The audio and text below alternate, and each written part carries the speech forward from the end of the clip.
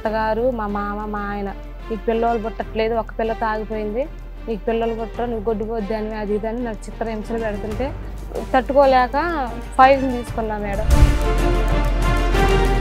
అంటే ఆడపిల్ల పుట్టిందని హెరాస్మెంట్స్ ఉన్నాయి నీకు, బాగా హింసించారు మేడం.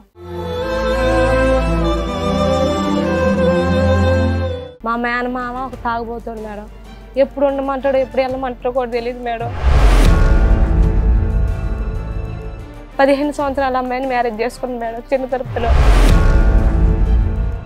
మా అయ్యంపటే పనికి వచ్చి అన్నయ్య వదిన అనుకుంటే తిరిగి మరీ పెళ్లి చేసుకుంది మేడం. నాకు మా భర్తే కావాలని నేను వచ్చేసాను మేడం. ఏది ఆ పనికి మాలినోడా? నీ శాలరీ తీసుకుంటూ, నీ డబ్బు తీసుకుంటూ, నీ కష్టార్జితం తీసుకుంటూ నువ్వు చచ్చిపోయినా పర్వాలేదనే వ్యక్తి నీకు కావాలి.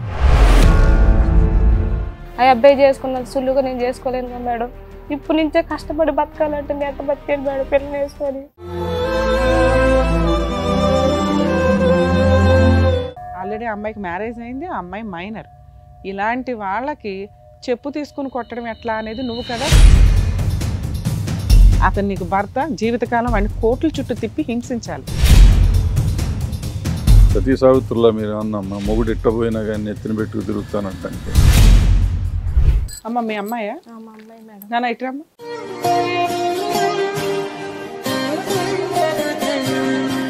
మీ నాన్న చూసావా? చూసాను.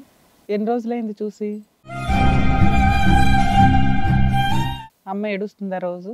ఏడుస్తుంది. డాడీ కావాలా అవసరం లేదా? డాడీ రోజు తంతాడంట అమ్మని. కొడతాడా? మరి అట్లాంటి డాడీ కావాలా?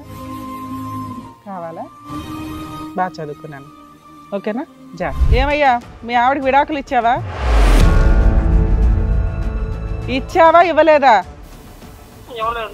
ఇవ్వకుండా ఇంకో అమ్మాయిని 15 ఏళ్ళ అమ్మాయిని పెళ్లి చేసుకున్నావు. మీ అమ్మా నాన్న అందరూ దగ్గరుండి పెళ్లి చేశారు, జైలుకి వెళ్తారా అంతా? నీ ఇష్టం వచ్చినట్టు నువ్వు పెళ్లిళ్ళు చేసుకుని వదిలేస్తావా? మరి కొడతారు నిన్నే. నువ్వేదో ఒకటి సెటిల్మెంట్ అన్నా చేసుకోవాలి, లేదా అమ్మాయి నాకు ఇప్పుడు భర్త కావాలని నేను ఏడుస్తుంది ఇక్కడ పడి. ఏం చేస్తావు ఇప్పుడు? ఆ రెండో అమ్మాయిని ఏం చేస్తావు, ఈ అమ్మాయిని ఏం చేస్తావు?